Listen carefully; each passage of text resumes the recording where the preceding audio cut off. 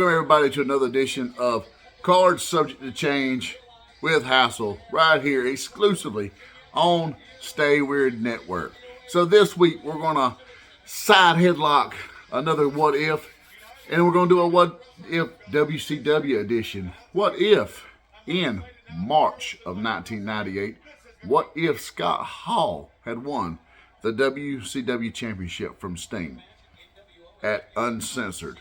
So to give you a little context as to where we're coming from here, in November of 1997, one event that was vastly overshadowed by the Montreal Screwjob on the WWF side of things, Scott Hall won WCW's version of the Royal Rumble called World War III. At the tail end of the match, it was a whole crazy conglomeration. If you can find it online, I highly recommend watching it. It is a fun battle royal, so to speak, the way they do the three rings. It's a neat concept. But with the help of the NWO, he won the match and became the number one contender to the WCW Championship that at the time, Hollywood Hulk Hogan was the champion. So Sting would go on to beat Hulk Hogan the next month at Starrcade, but it was a contested battle. So he was stripped of the title, which pushed Scott Hall's title match out even further. Scott Hall starts building some momentum and steam, and he starts questioning, why do I gotta wait? Why do I gotta wait? I should be the champion. Well, why not? But this is where we're at, and this is why we ask the question, what if? So, Scott Hall is one of those amazing talents that, his own demons got the better of him throughout the years. But what if they didn't? What if the WCW Championship was the fuel he needed to stay on the right track? What if? He was a guy that in the WWF as Razor Ramon, the bad guy. Hey, Chico. He got one title match over there. One. And that was before he ever went on to become a four-time Intercontinental Champion and one of the greatest of all time over there. So, he goes over to WCW. He is a spark that ignites the NWO in 1996. So why not? Why can't he be the guy?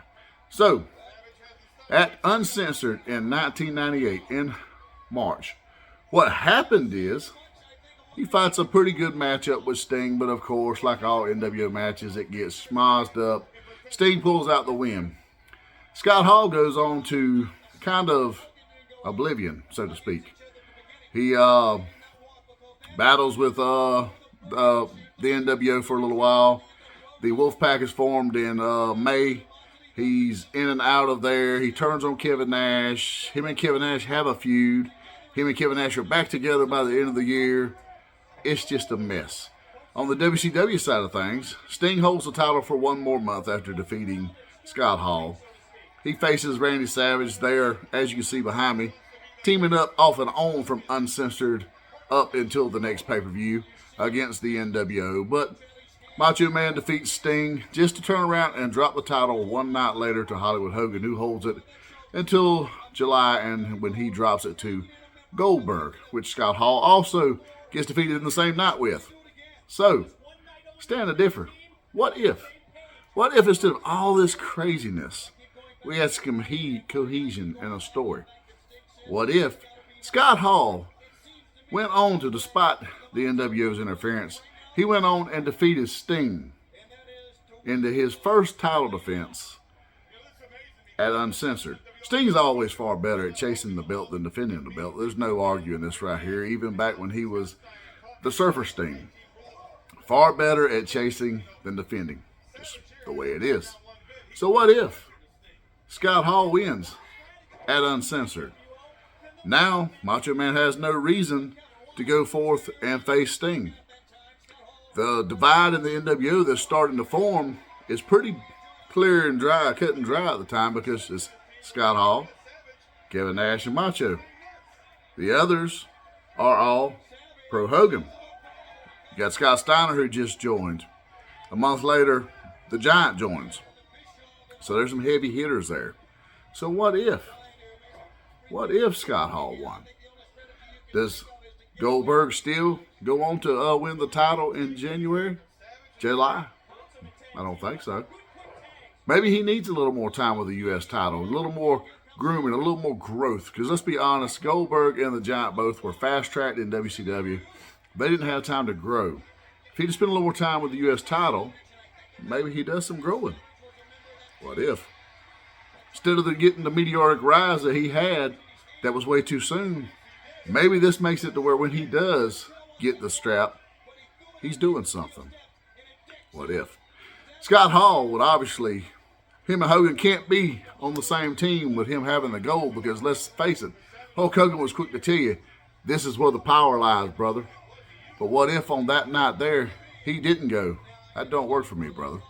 What if at the next pay-per-view, which would have been Spring Stampede, which is where Macho Man won the title from Sting, Hogan and the bad guy go one-on-one to defend the WCW Championship? And what if not only does the bad guy win over Hogan, this solidifies him after having a win over Sting the month prior, now a win over the Hulkster the next month. What if? What if this keeps him on the straight and narrow? He no longer feels the need to chase that bottle that he chased oh so many times. I'm not going to argue that one way or another. We all have our issues. It is what it is. But what if? So, with this being said, you would obviously have a crack in the foundation of the NWO. Hall was the founding father of the NWO. He sparked it all. So does this make the Wolfpack form a little sooner than what we got it? Instead of getting it in May, maybe we get it in April. And maybe that first version of the Wolfpack is no more than Scott Hall, the other outsider Kevin Nash, and the Macho Man. What if?